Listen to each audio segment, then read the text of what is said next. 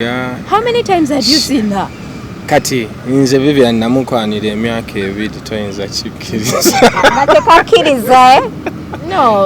Olwasooka nali simumanyi nga simanyi nti oba njagala oba ali eyo andaba. Ngolowooza just muli mu service, muli mu church. Ate nali simulaba. Nali nga nze mbeera nga simulaba naye ye ng'aba ndaba.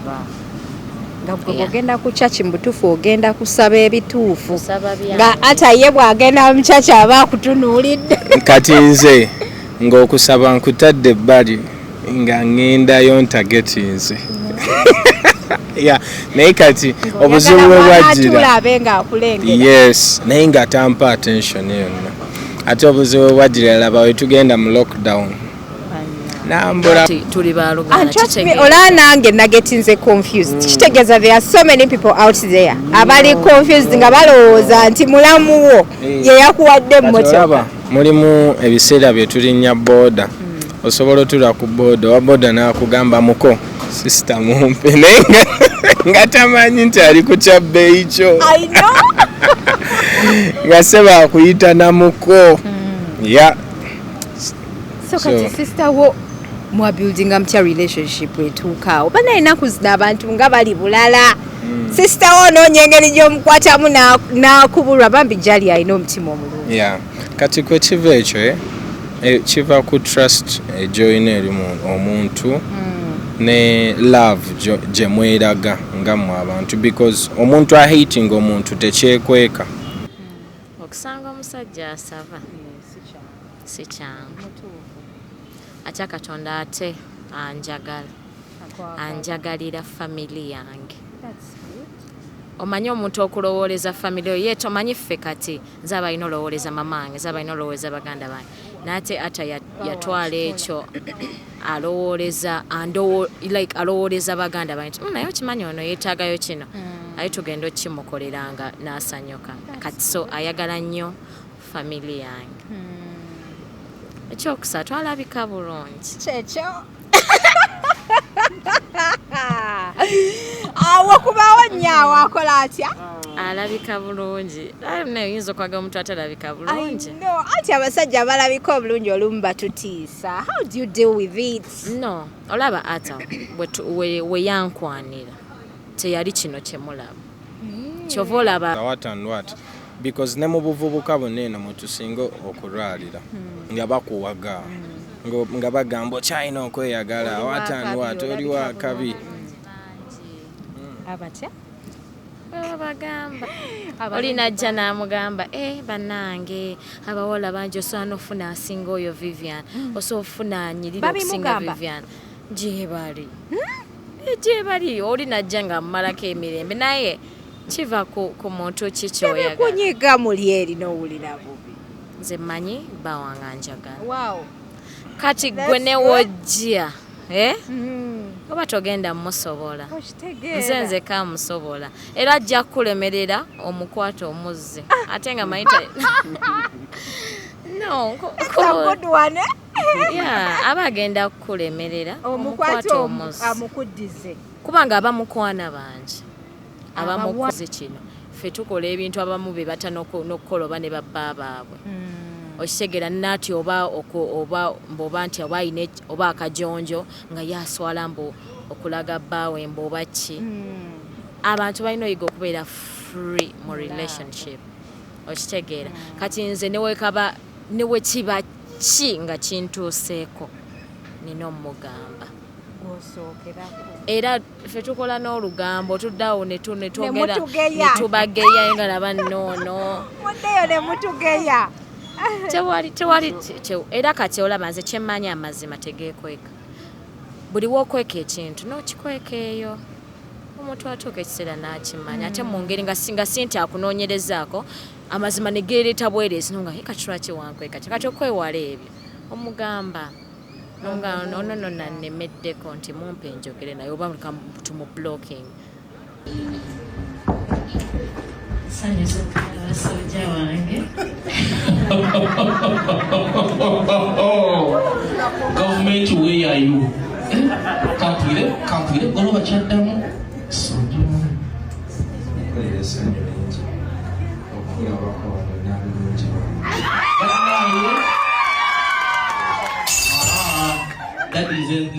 Alright, abalungi abali ku HK Media nze Hadija Kigozi mbeerawo in your latest updates and celebrity news. Olunaku olwaleero ndina abaana bammwe, ndine couple yammwe Vivian ne Atta. They look so good.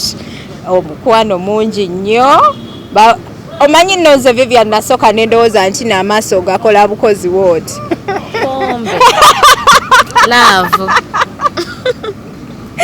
Hello, nsonyiwa tutandikidde mugiya muli mutya. Happy New Year. Mwebale kutwagala, mwebale kutulaba, mwebale kutusupportinga. Aba BBH Travels be bateekamu omusayi okulaba nti kyetambula bulungi, bakugamba nti genda ofune visa eri very discounted. Gwagenda e Dubai oyagala kula visa change, visa extension, bakubireko ku namba y'essimu gy'olabawo wammanga pozi n'aba Platinum Wellness Spa bagamba spa yaabwe ennungi nnyo nnyini ddala. Banaye ensanyusa obalaba. You look so beautiful, very natural. Thank you. Ng'oggyeko nze badde sinalabayo omukyala mulala ali nakyo.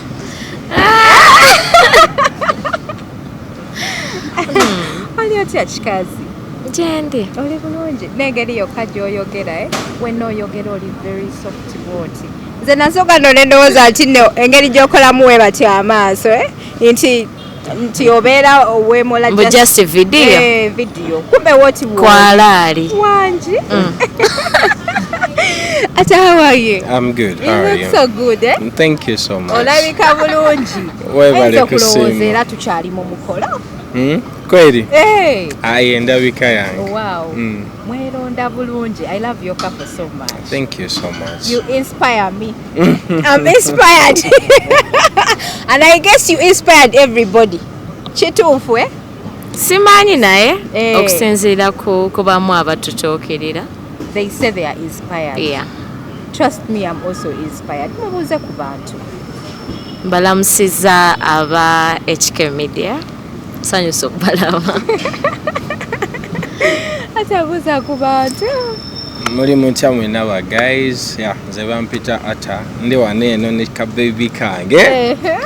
Ne HK wano eno ku kidowaali. I know. Kyanziza nnyo tukyazaba. Bannange twagala kutegeera abantu bano basinkana batya. I guess that is the most beautiful part gye tugenda okutandikirako. Abantu bano basinkana batya. Vivian mwasinkana mutya? Mwesanga wa? Yansangayo ku kyaki. Kyaki yaffe. Gwe wamusanga? Tetwesanga. Yego wamusanga oba yakusanga? Bannyonnyola. Namusanga ku church eyo gye tusabira. Wow. Synagogue church. Wa Prophet Samuel Kakana. Kati bannammwe bali mu mmisa. Nga mbwe muli mukwekuba oluuso olulala. Nedda nze nakubanga oluuso nga ninda service neggwanga siina na kyenjogera. Nga mutya ng'atunuza amaaso bwe gati because ge nasooka omulabako. Mukazi otuuse otwo twongeremu tolekera awo tutunula.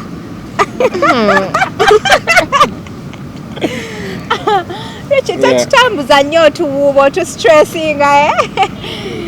Why n'omulabako otuuso? And then after the service no more approaching. Waliwo we nagezaako mu approaching. How many times have you seen her? Kati nze Vivian namukwanira emyaka 2 toyinza kikkiriza. Tekakkiriza, No. Olwasooka nali simumanyi nga simanyi nti oba njagala oba ali eyo andaba. Ng'olowooza just muli mu service, muli mu church. Ate nali simulaba. Nali nga nze mbeera nga simulaba naye ye ng'aba ndaba. Nga bw'ogenda ku church mbutuufu ogenda kusaba ebituufu. Nga Atta ye bw'agenda mu church aba akutunuulidde. Kati nze ng'okusaba nkutadde ebbali nga ŋŋendayo ntagetinze. Naye kati obuzibu bwe bwajjira. Yes, naye nga tampa attention yonna.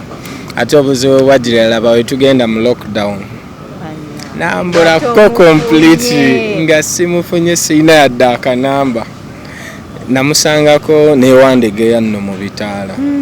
Nenjagala mugoberere piki negenda nensigala kansamadde. nebinsala so omulundi gwe naddako musanga nali ku swimming pool because nze nali swimanga nze kati nga mpugirawo nnyo laba ate we namusanga nga ajjawo wabeerawo mukwano gwawo nentandika omulaba ne munyumiza bagayi bange be nateranga obbeera nga oyo omuwala mumanyi bwati ne bwati nembatumayo nga ntya kati nga nzira wali nenneetega nendiving nga nenkola ki nga bamugamba akulaba oba nga takulaba yamala nandaba ng'odivinga naye nga tayagala kukkiriza nti kagayi yes kakabi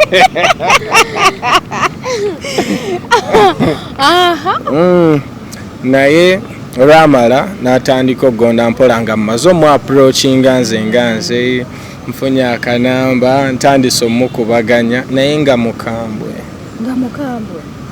tomanyi just olwasooka nga ndaba talina future ndaba kale bebavubuka no kale nze kati wenasooka omulaba okay oyo omuvubuka gwe yatuma we yajja ne mugamba kati oyo omuvubuka anjagaza kyavuka bazanyirako bawala so sasa kitegeeza gwe yatuma ye yali wrong in approach no yajja nangamba oli gayo mulaba oli ali owuga neningizaayo nti yemulaba agambye akumanyi oba yalinga akulaba ku kyaki yamwe konze ezo code alimba yamanyirawo ku kyaki yaffe nga nze simumanyi nangamba muno nedda bambi agambye akwagala biki bulijjo akwegomba toyo omuvubuka ayagala kunzanyirako just ka one night stand yadduke nesekitwala serious kati nebeewa enamba eyo kuba oyo gwe yatuma yali already alina enamba yange namuwa enamba nalaba hi this is Atta biki I like you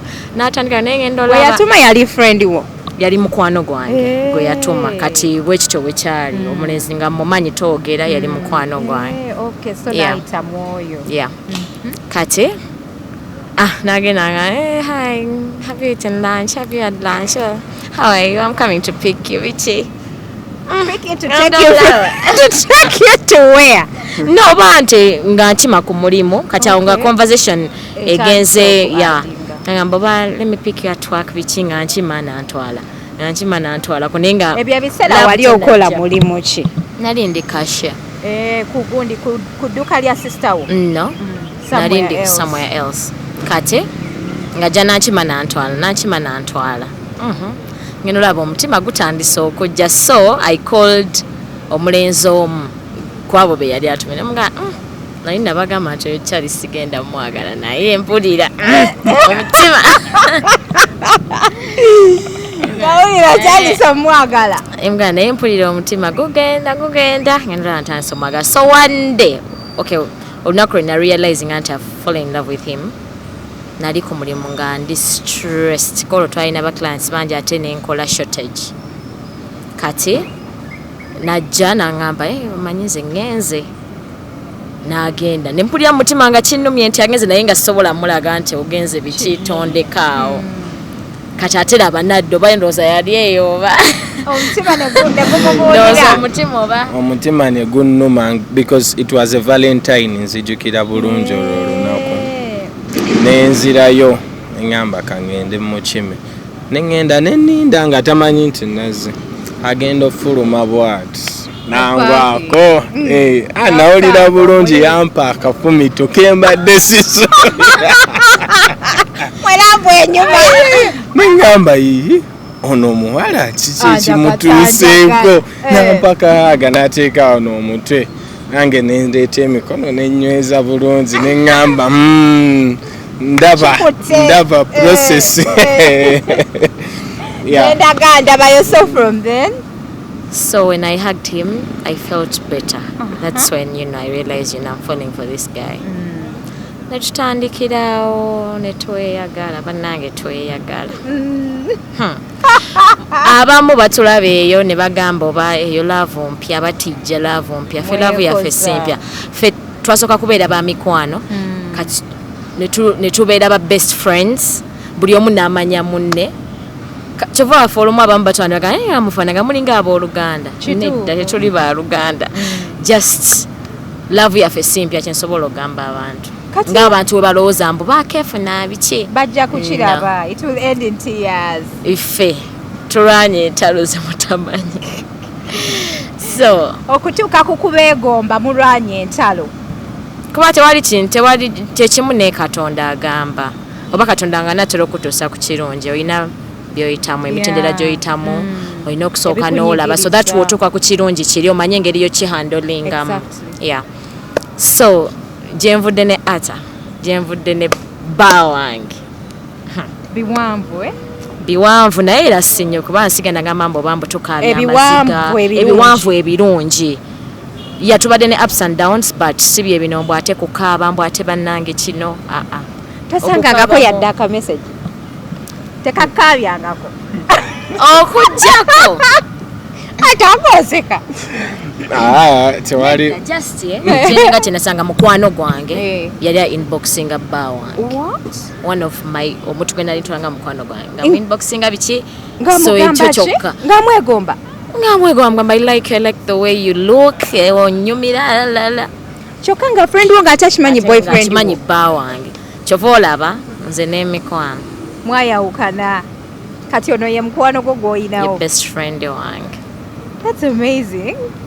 Wenjogedde ku kyaka message n'oseka soko mbuulira ananti mbadde nkajjukira by the way nze nakamulaga ne mugamba waliwo n'omuwala bw'ati ne bw'ati nembe mulaga net of course nga tekiyinza kusanyusa gw'obadde otwala nga closest buddywo okutextinga gayo yakugamba atya simanyi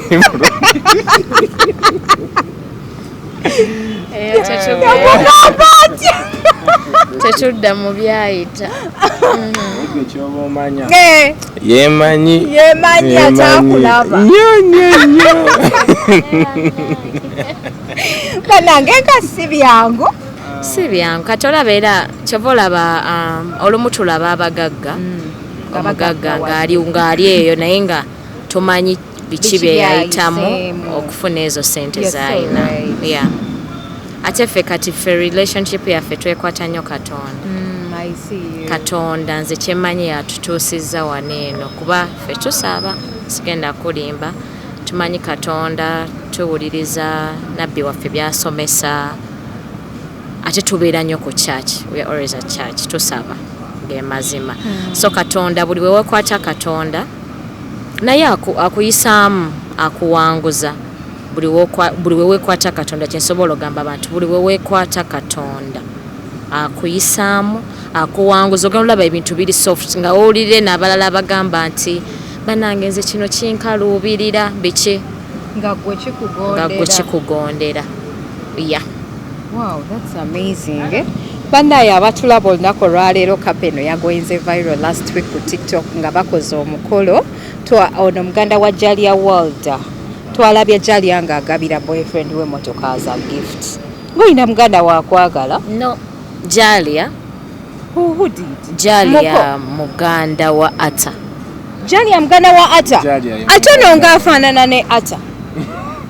I mean ono nga afaanana ne Jalia? Anti kyekyo kyenkugamba nti omusaayi gwakwatagana.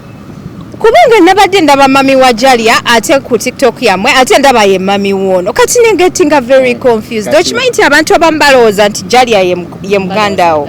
Atali era nabala balowooza Atta muganda wange. Abatatumanyi. Abatabamanyi. Balowooza tuli ba Luganda. Yagwa muganda wa Jalia. Yeah, Jalia sister wange.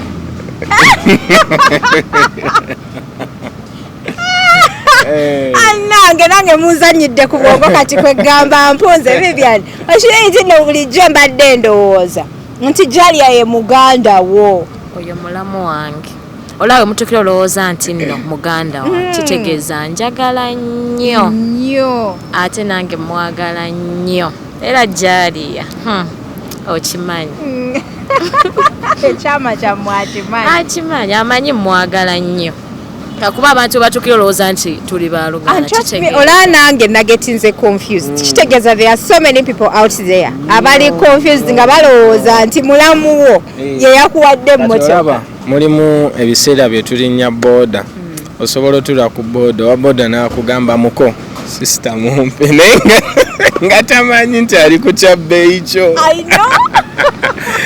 nga seba akuyita namuko ya so kati sister wo mwabuildinga mutya relationship etuuka oba naye ennaku zino abantu nga bali bulala sister wo noonya engeri gy'omukwatamu n'akubulwa bambi Jalia alina omutima omulungi ya kati kwe kiva ekyo kiva ku trust gyoyina eri omuntu ne love gye mweraga nga mu abantu because omuntu ahating omuntu tekyekweka okitegeera so omuntu omuwa trust yo naye n'akuweeye of course mu building up relationship esinga yeah because nze she's my best friend mu family yange yeah muli abaana bameka gwe ne Gundi ne Jalia mama wamwe yabazaala abaana tuli abaana 9 yeah we are 9 mama affe ne taata affe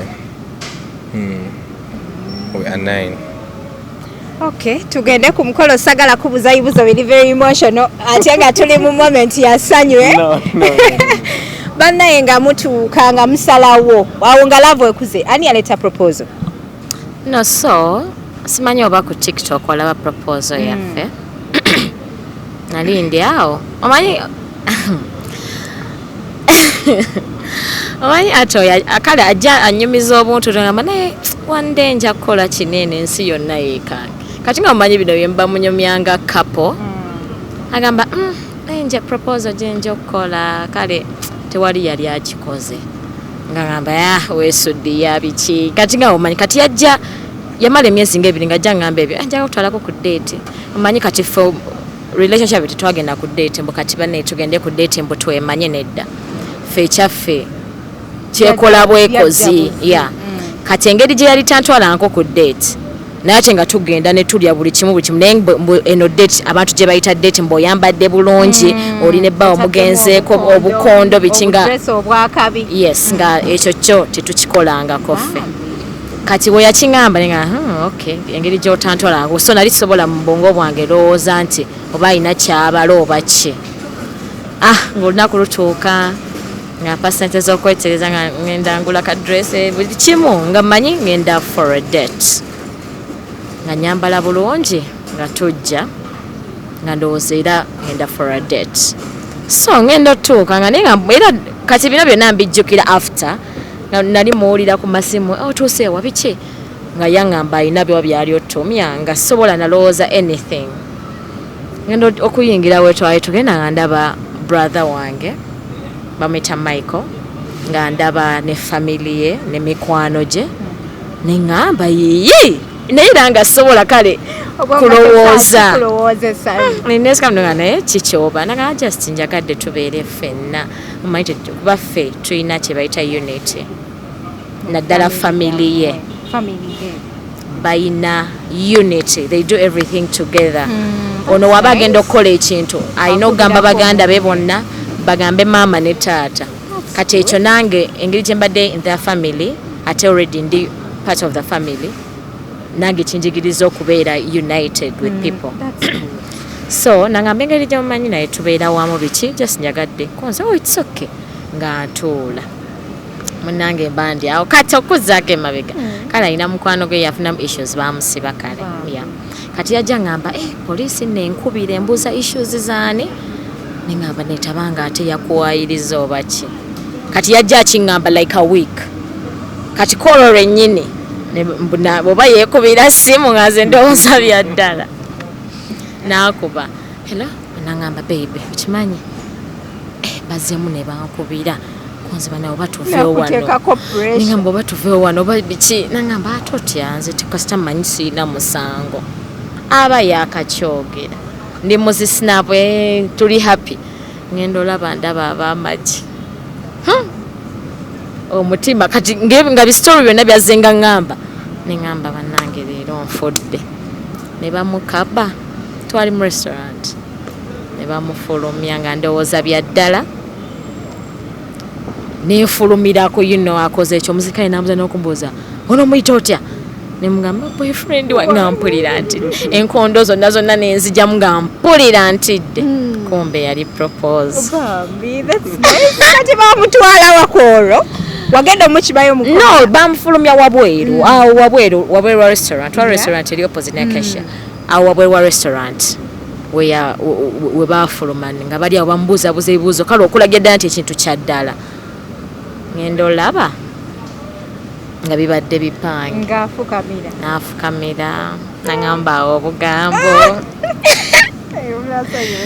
so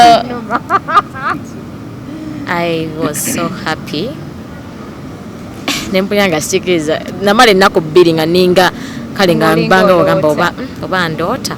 So after that Jalia naŋŋamba by the way njagala kukyala wamwe nindowooza era lwali naye gwe naŋŋamba nno ndi serious kati nsookuka naŋŋamba njagala kujja wammwe era njagala otegeezaane dadde wanaga nayogedde dda ne Jalia so Jalia nankubira nga no tuli serious ka Jalia kasita yayogera nga kirabika bya ddala Jalia naye nayogera nange ngamba genda ne bawandiika leeta ne bagiweere ne bagitwala ewa ssenga wange ne tugenda n'abasenga wange olwo Jalia yangaze we bamala olaba ssenga wange n'atwala leeta ewa daddi wange kale mu Baganda mu bwekityo ekinobba n'agitwalayo daddi wange nakkiriza agamba itsoke nkukkiriza okukyala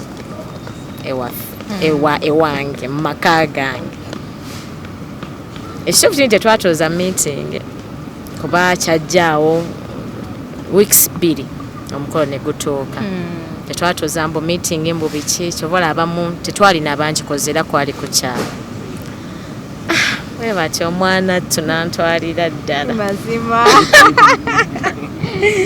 Ani yakolereyo idea ya propose y'abamaje? No, How did you think about it? Nalabako ka video naye nga sikawa nene.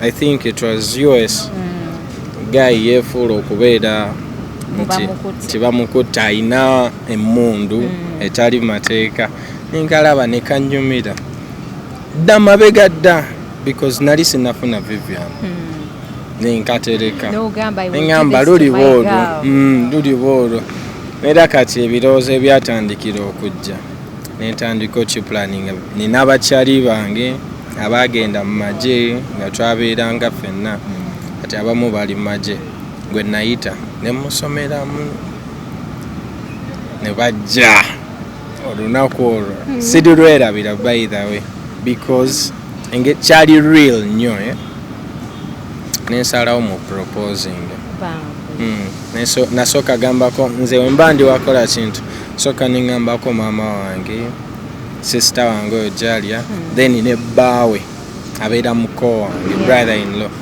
nembasomera idea nungi nnyo so ne bakibayinga akaweta nga nakaguze dda nakateresa muto wange ali awo kato bakayita kashinazi mugamba nti gitereke olunaku bwero titugenda proposing naye ne mu family yange yonna bali tebamanyi ngenda proposing ntya ng'ogyeko maama wange sister wange ne my brother kyali so real. Yes, because newe bankimako baganda bange baatya bonna ne bagamba akoze ekyo kumbe kakodyo. That's nice. Yeah. Bannange Vivian chicho single mwagalako. Sorry? Chicho single mwagalako Vivian. Vivian etisookera ddala. She's a prayerful girl. Nnyo musabye amanyi Katonda. Ekirala amaaso ge gankuba. Nange kennyini amuyina. Olabye Vivian kye nagambye. Amaaso ge gakuba nawe gwe kennyini. Kye kyansooka okunsikiriza. Amaaso ge. Ngamba. Kawala nga kayina obuuso. Nga kabumoola we kati nempulira nga nze sikyategeera. By the way, waliwo olunaku olumwe nga nkyamukwana nafuna big opportunity. Namusanga nali ndi kuvuga. Ne musanga nga ali stranded wali. Tewali border, tewali ki ate kwolwo yanneeragirako ng'aganye mu mukime anvuga ne mulaba bwe nti budde kiro ssaawa nga 5 nawulira essanyu ne ŋŋamba nkayina ne mulanga booda zibuzadde eno n'erire ne mugaa kyangu tugende yabuukirawo gwe omusajja affe nga amusumbuwa nnyo anti munaye olaba e Kampala wano abantu bamenya emitima abantu bayaayi abasajja bayaayi okuggyako owange ewanjawulo abasajja bayaayi bamenya emitima kati nali ntyamba naye kati ono ebyaddala nanjagala yamala n'atuukiriza. So how did you feel after proposal?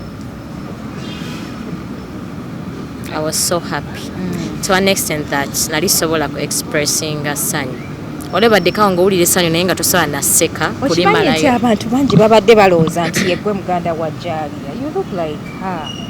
Anti okwo kuba kwagala nnyo muntu otuuka n'omufaanana nga wenfaanana bba wange oyagala nnyo omuntu otuuka n'omufaanana nemufaanagana era nga abantu bagala baba Luganda. Bambi Atta twalabye Jalia nga akuwa emotoka ekyo ekibuzo nino kiddamu and it was very emotional for everybody I think ku internet. Yeah. So how did this start? So it's wabadde okimanyiko nti Jalia agenda kuwa gift ya motoka? No, mbadde sikimanyi but bulijjo tukola surprises zaffe nze ne Jalia nga tusurprisinga baganda baffe kati nga nze kabaka w'okutegeka ze surprise kati ndowooza baatuuse ne beekolamu omulimu ne bagane ate ono atubeererawo nnyo lwaki tetumukolerayo ki ka surprise nga nze sirina idea yonna neera kati mbeera nabavuga nga Jalia waali nemuvuga ne tugenda awo e Lugogo ne tukomawo naye nga mpulira obusimu buvuganyo kati mukola ki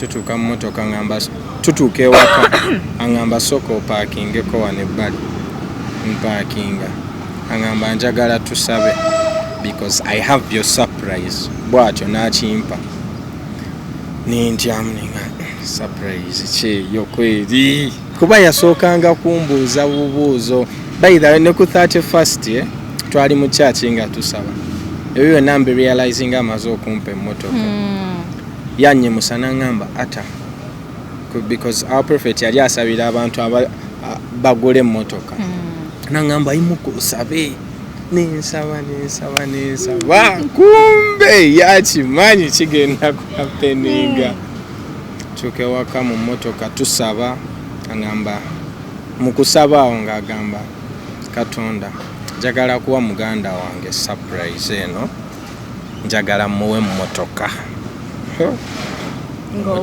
nga mpulira olwaki nteekamu because nsobola obeera shocked natya nnyo ne tusaba bansibye kantuntuno bantutte ku nsi kono lwe bakusiba kantuntuno. Did it ever cross your mind bagenda kuwa mmotoka?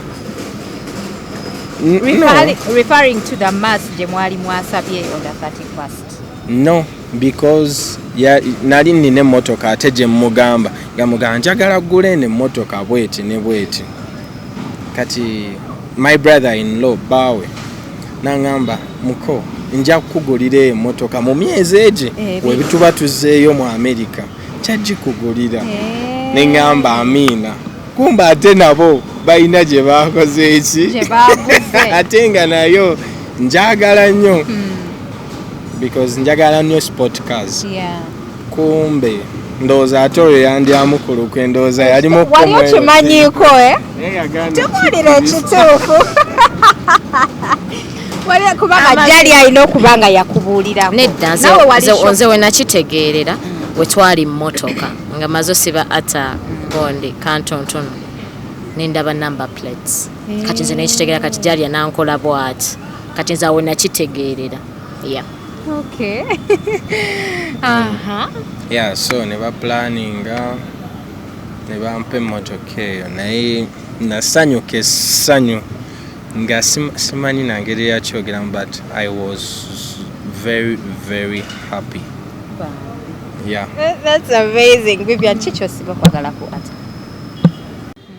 Okusanga omusajja asava si kyangu. Atya Katonda ate anjagalira family yange. Omanyi omuntu okulowooleza family oyo, ye tomanyi ffe kati nze abalina olowooleza mamange, nze abalina olowooleza baganda bange, naate Atta yatwala ekyo alowooleza baganda bange naye okimanyi ono yeetaagayo kino aye tugenda okimukoleranga n'asanyuka kati, so ayagala nnyo family yange. Ekyokusatu alabika bulungi. Kyekyo awo kubaawo nnyo akola atya? Alabika bulungi. Naye oyinza okwaga omuntu atalabika bulungi. No, anti abasajja abalabika obulungi olumu batutiisa. How do you deal with it? No, olaba Atta we yankwanira teyali kino kyemulaba. Kyova olaba buli omu nange saali kino eno abantu kyebanali katini yali mutini nga tuli eyo mu life yaffe eri easy okitegeera. Kati olaba that's why abawala abamu bayonoona gundi relationships z'abantu naye nga tebamanyi muntu oyo jajje munne. Kati nze omusajja yena ayinza okundaba right now naneegomba naye nga tamanyi atajanzije zantaddemu kutuuka wano. Kati Atta teyali nga mumulaba nti alina omubiri omulungi ekinedda teyali bwatyo.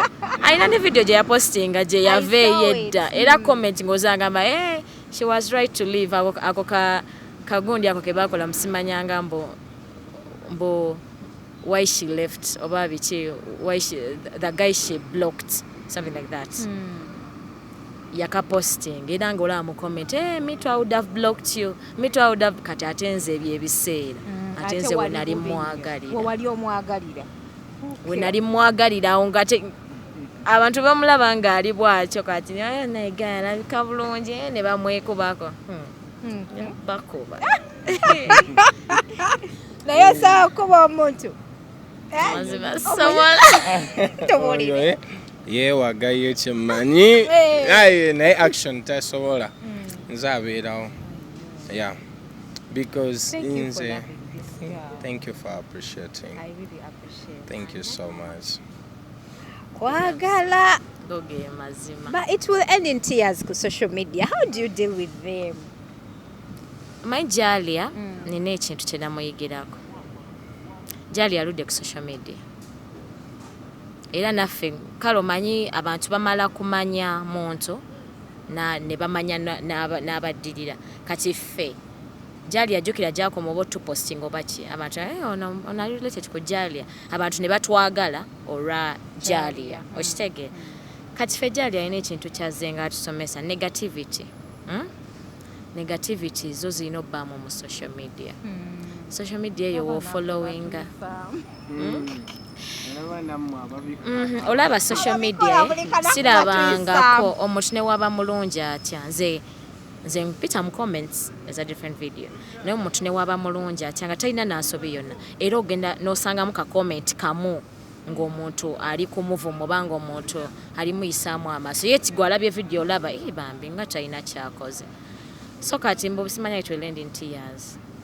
Abulanze ebyo tebinkwata nako kubanga sibe bakatonda nambeemu. Katonda yasalawo nti ono gundi ogenda beera ne gundi oba togenda beera naye. Kati gwatali katonda. Yeah, kati gwatali katonda ne ongamba mbu Atta agenda kukyawa, Atta agenda kulekawo. Bamanyi tekisobola kuba because faith yange basi girina mu ggwe bangi ina mu katonda. Era nze negativity tekwatako. Mukomezi zaffe ez'emikolo mulimu abamu nga bali kuvuma simanya beeraga omuwala simanya kino naye I can't deal with that. I know who I am. I know bawange kikyali, manyi family yange kikyeri, manyi family ya bawange kikyeri. So abasigadde tebinkwata. Background noise. Atta, Abogera ku mtimbagano nti it will end in tears. Have you heard about it? Banji. Chobomanya tebakoma mu comment section. What? Bajja paka ne inbox yo. Bajja mu inbox. Nga papa chinesi. Bana yo muri Uganda chichi ani gwayagala. Because osanga omuwala ngali mu inbox yo. Nga bye ebintu byali mu it will end in tears. Nga message yo kaja kusindikidde. Mukiteera nga tomanyi wa busungu gyabujja. Naye aba it will end in tears mbasekeredde ge mazima because we trust God. Yeah, twesiga Katonda. Kati mugenda kuzaalayo ddi kabebe Vivian ogenda tuzaalirayo ddi aka?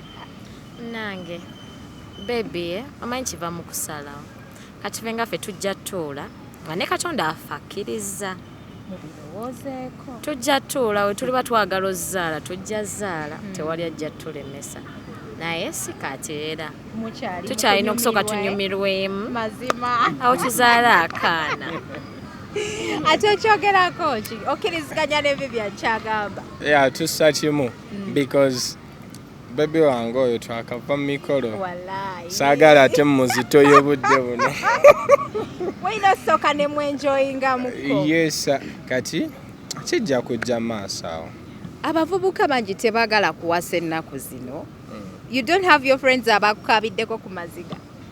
Nalabako ka video nga bakasuka ekimuli bagayi bonna ne baddukawo nga tebaagala kikwata. No, kati decision eyo weeva omukwano gw'olina eri oyo omuntu tuve mu bineeno mbuno oli muvubuka okedde okuwasa what and what because ne mu buvubuka buneeno mutusinga okulwalira nga bakuwaga nga bagamba okyalina okweyagala what and what oli wa kabi Abatya?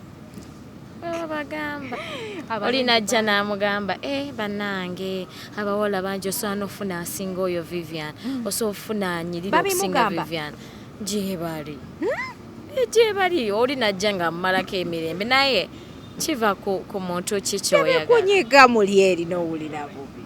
nze mmanyi bawanga njagala Wow. kati gwe ne wojja oba togenda musobola nze nzeka musobola era ajja kulemerera omukwata omuzze ate nga mayita no aba agenda kulemerera omukwata omuzze amukuddize kubanga abamukwana bangi abamukwana abawala nze abawala b'ennaku zino abawala abamukwana bangi olina ajja n'amugamba I don't care if you have Vivian, I'm ready to stay. Nga gwayina essimu. No, nze ajja n'aŋŋamba bebiraba nnono. Bebiraba nnono. Ne tuseka nnono sseka. Era byonna bye mumusindikira abindaga. Mubeera eyo nga muli mu kusekerera bannammwe. Nedda ajja n'aŋŋamba era boono laba wanneesibako. It's so embarrassing, Nno kanolaba n'omuwala ate okumanya nga abawala bazira. Amala okuva mu inbox ye najja na trying okumbefriendinga. Najja ku TikTok, oh my God, I love your couple. You guys inspire me. Kumbe namulabye mu inbox yani ng'ali mugamba oh I like you. Kumbe wamuwaddeyo. Kumbe namuwaddeyo dda mulimu ne bempulirako ekisa ne ŋŋamba ono sijja mmuwala. Kamuleke talina bwali. Naye ng'okigwako kati ate aba boys abasumbuwa ono n'abikubuulirako. Ky'oba omanya yasinga kuba ate ye bangi abamusumbuwa naye akako ne we kaba kahalo. Omusajja ne waba nsiibulidde n'emmotoka ne wenyimirako weebati nga mbadde oba kwanze nkwesa nnyo booda. Waliwo ne we namukubira waliwo eyayimirira. Nemukubira ne mugamba waliwo nno nanyimiridde naye bannange kati olaba eky'abantu kye batamanyi we mubeera ab'emikwano kati nze Atta boyfriend wange bba wange kati naye ate mukwano gwange kati woteekawo eyo paati ya friendship newomugamba nti nno nakoze kino ffe tukola ebintu abamu be bata n'okukola oba ne babba baabwe okitegera nati oba mboba nti oba ayina oba akajonjo nga yaswala mbu okulaga bbaawe mboba ki abantu balina oyiga okubeera free mu relationship okitegeera kati nze newe kiba ki nga kintuuseeko nina omugamba era ffe tukola n'olugambo tuddawo netubageya nga laba noono muddeyo ne mutugeya tewali era kati olaba nze kyemmanyi amazima tegeekweka buli wookweka ekintu n'okikweka eyo omuntu atuuka ekiseera n'akimanya ate mu ngeri nga sinti akunoonyerezaako amazima ne geereeta bwereezi no nga kati lwaki wankweka kati okwewala ebyo omugamba nono nannemeddeko nti mumpe enjogere naye oba tumu blocking okitegeesaako ekyoba omanya oyinza okuddeyo ng'olaba oli gaayi oba waakabi oba ku social media oba oli muyimbi n'otextinga girlfriend wange naye tudde eno ne tukugeya ne tukola bwe tuti kyoba omanya abaagalwa nabageya ekyo kituufu naye si mu bubi just mubeera musekamu omugamba omanyi kano kagayi sebo kakoze bwe kati waliwo gayi approachingako girlfriend wange I can do anything kumbe tuli babiri bwe tuti nga mubiraba waliwo ne betuddamu nga mubaddamu babiri owulira ne tutuula n'asindika hi banange I like you ng'oli ate yakute simu I like you banange but I can't date you know nga yalowooza ali konzi kumbe Banange, that is super amazing. I love your connection. I love your love so much. Ebintu by'omukwano byagala nnyo era nkyaza nnyo abantu abaagala naye beera mukuseka okuva wentandise paka wemmaliriza. So in about 2 years from now, mulaba mutuuse wa ne laavu eno? Kye ndisooka obbagamba tusuubira mikisa myereere neera musuubire ebirungi bingi bye mujja okulaba mubeera amazed tukyalinayo okwekuba embaga ate ejja kuba amaanyi webale nnyo tetunnatuukiriza bufumbo nga bwe bulina bbeera tulinayo okwanjula tulinayo embaga ani asinga okukaaba mu relationship eno Vivian? Ate ani asinga okukaaba mu eno relationship? Okaba does not mean to obey some baby, but crying babies. The crying baby. She's the one. She's a crying baby. Ndalabye ka video kamwe akansanyusizanga omugambe nkuba kubire wabweru until you say you love me. It's okay kugulire. Nze nkaba kaba. Okaba buli kiseera. Buli bye bakukolera kati kale nze mpulira ndi baby jali. Kati era baneeyisa nga baby omanyi bali ba baby abayonka bwembeera. Enjoy the moment. Natuukako ekiseera ne mugamba omanyi ndalekerawo okuyita baby weeyisiza ddala nga baby okaaba n'agamba kati gwe ki olwokuba siye gwenze you don't know what I'm going through ebyo ne mala ate nenkasaasira enkawumuzaako mu kifuba nenkagamba it's okay nja kukuyitanga kaaba kasita nze bebi w'omukulu. Wow. Ani asinga okwagala munne? Fembi kyoyagala. Tekuliko asinga? Asinga okwagala. Mpozi buuza Vivian. Ani asinga? Ani asinga okwagala munne? Kale olumu ndabanga oba nze asinga omwagala ate olumu nandaga nti ate yanjagala nnyo kati tuli iko tweyagala nnyo. That's good. I wish you all the best banayi mutuweka last message mbaleka abagole mugenda ndabe ennaku zino abantu we banjula they go even to a honeymoon mugigendamu? Honeymoon tugenda gigendamu of course. Yeah. Honeymoon mugenda gigendamu? Tujja gigendamu gye twetegekera. Mulimu kujja tujja. Where are you guys going? Mugenda fuluma mu ggwanga Vivian? Tanzi ziri zitya? Tumuliseeko. mujja birabako internet mazima tuyinza obyogera n'omuntu nadde eri n'atandika okusaba ebibi nebifa kati mujja labirawo era mugabe bannaye awali katonda stand talina maanyi okitegeera newolangirira newolangirira yeah. But anyway, I wish you all the best in your love and your new journey as a married couple. Amen. Kati mube namwe mbyono ono wamujeye waabwe yatuuse dda waka yatuuse dda Vivian byakugamba nti ate tonavaayo ewaka nedda navuddeyo ewaka by the way nina ekintu kyenjagala oba clearing oba ki kati nga kiri kye nayogedde nti tulina kye bayita unity.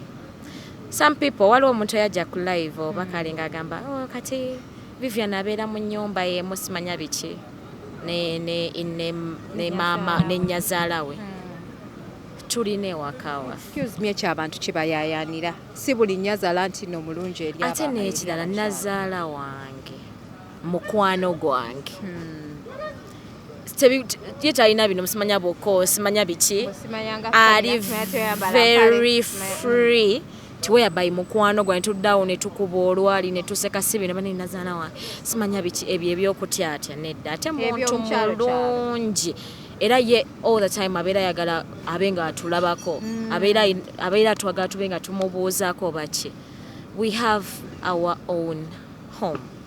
And I actually made a vlog about that. I'm going to post it. We have our house and it's very beautiful.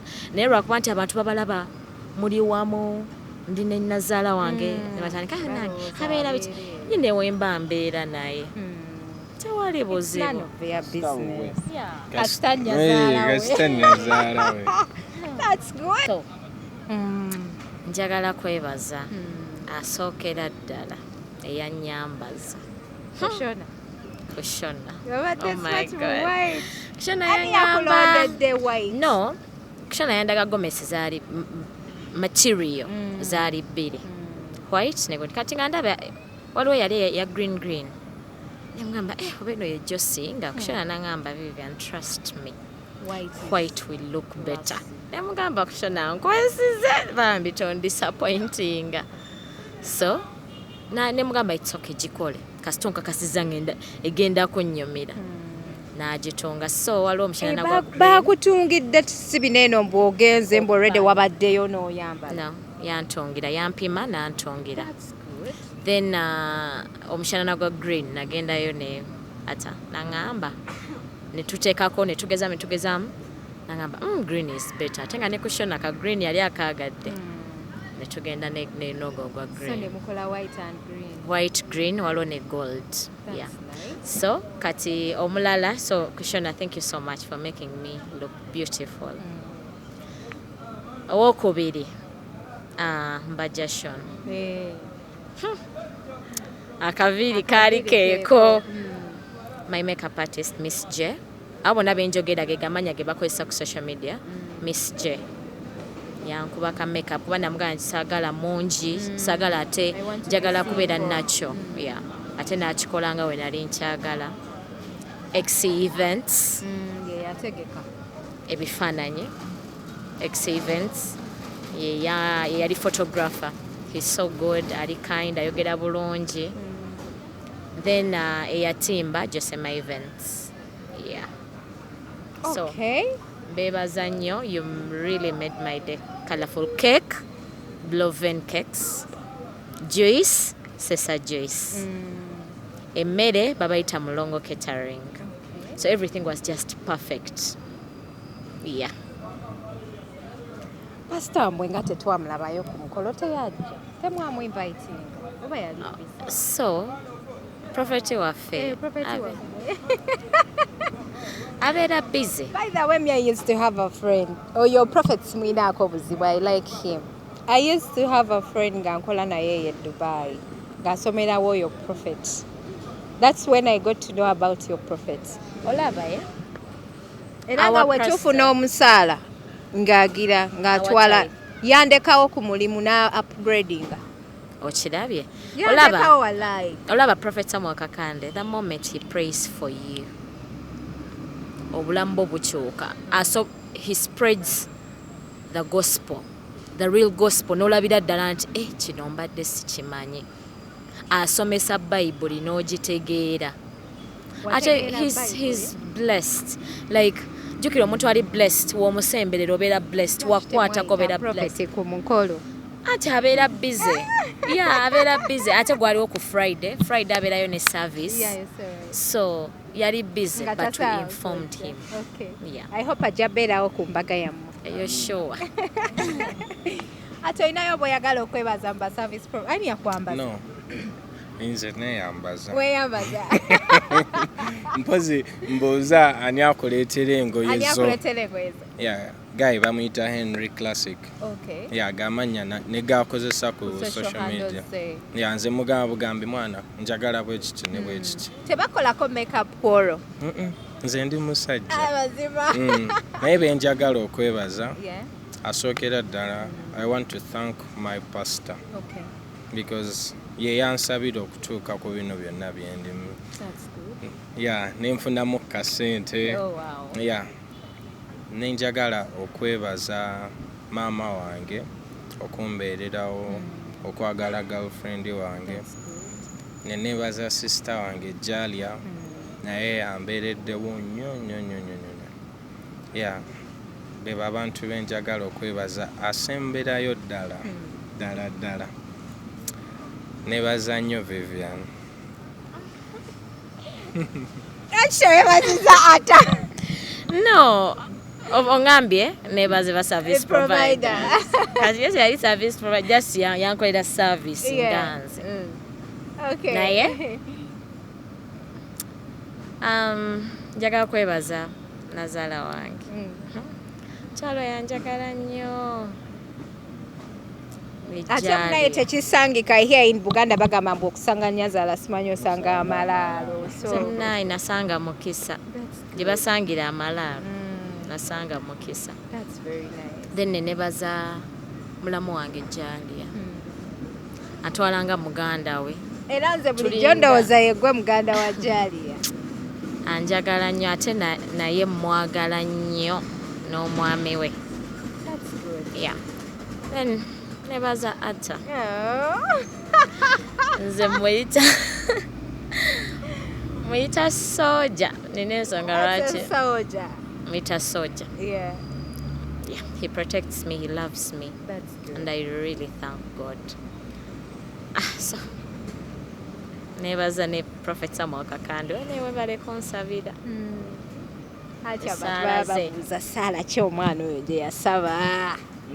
Nze mbagambye mwabali eyo simanyanga biki mugende ku bbiri emulago ewa Nabbi Samuel Kakande. Manya abantu boogera olaba abantu bano aboogera abantu abamu baba kulemesa toka ku kirungi. They don't know because they have never been there. Yes. Omuntu bwayogera ono biki kati nga bwe banagamba Hadija ti Vivian ayogera bubi ayina empisembi naye nga tonto baako Hadija ogenda kunkyayira eyo weebale ogenda kunkyayira eyo genda omwala bangamba ayina empisembi kyokka lw'oli nsanga ne toogero kyagamba kyokka nali namukyayira bwereere okitegeera so muve mu kuwuliriza ebigambo kyova olaba buli muntu asabira ku kyaki yaffe. Bagana abasabire ewa Kakande abasabira. Sijja kulimba ndi musiraamu but when I was working in Dubai omuwala gwe nasooka okukola naye yandekawo we nali nkolera n'agenda n'afuna omulimu ogukubisaamu salary gwe twali tufuna. Olaba whenever you give your true tithe naye nze nalinga mulaba bulabi awo ng'ayogera the fact nti nze ndi musiraamu I couldn't give it time naye nga namulabako. Like namulabako kitegeera kozi yali akolera awo n'avaawo n'agenda n'afuna omulimu omulala ate n'afuna n'emmotoka mu Dubai. Yeah. Webale nnyo Hadija bambi. Webale nnyo kutukyaza wano eno. Twabadde surprised. Wow. Tewali yavuddeyoko. Nabasumbuye. Jasino nabakubidde amasimu. Ne mbakubira nasooka kuba ku store yammwe. Ne nkuba y'amasimu ababana nga tebaagala bamba olunaku lwonna omulenzi nga ngamba kuba after 1 hour kuba after 2 hours katenda na nyamalo za Vivian najja nagamba ani oyo mumpe njogere naye But thank you so much for the reception. Was nice. Guest chair yali nungi nnyo, and thank you for coming to me. I hope to work with you on so many more events. Singa nalimba manye mabega. Nero tukyalirako ku dduuka lyaffe awo entinda erya Beauty by Jalia tutunda bizigo, skin care products ne slimming tea. Tolaba engeri gye tufaananamu. So I should come and visit. Jangu buzi. Nja kujjawo. Yeah. I promise. Bannange, this was our video today. Tweyanza nnyo, mwebale kutulaba, mwebale kutwagala, mwebale kusubscribinga. Yenze HK Media Hadija Kigozi mbeerawo baweereza in your latest updates and celebrity news. Empowered by BBH Travels ne Platinum Wellness Spa. Neyanza nnyo bakwano, mweraba.